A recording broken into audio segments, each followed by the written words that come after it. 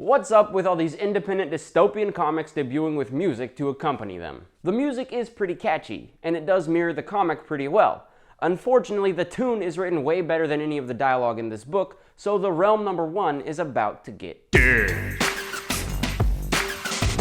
The Realm is the brainchild of the creators Jeremy Hahn and Seth M. Peck. They developed the story, wrote the dialogue, the same dialogue we've all heard before in every action hero movie ever, and drew the pretty pictures. As bad as the dialogue is, the images are that good. I have no doubt that these two know their calling in life is visuals and not in words, and it shows on every panel. Action sequences are solid, close-up of emotions are recognizable, and the landscapes truly bring it home. Now if only they could find a good writer to bring life into their pages.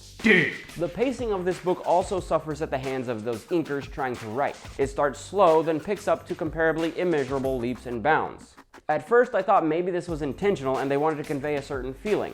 And then I just realized they didn't know how to smoothly transition from one beat to the next. The logic falls into the same traps. Our hero is Will Nolan, and I'd dick that name if it wasn't so easy.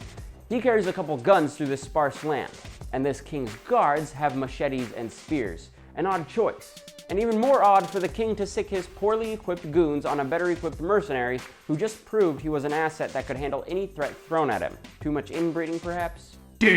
That's where my complaints stop, though. The first half of this book is a real head scratcher. The second half is an enticing page turner. But take time to enjoy the scenery. We know that Nolan is awesome, and we learn that his next task is to escort a small group of scientists and soldiers through the remnants of the southern states. His charges are just as strong, and the artwork used to convey it equals that strength. There's even a sequence of panels that details an arrow's flight from Nock to its orc target. Like, did I mention there were orcs?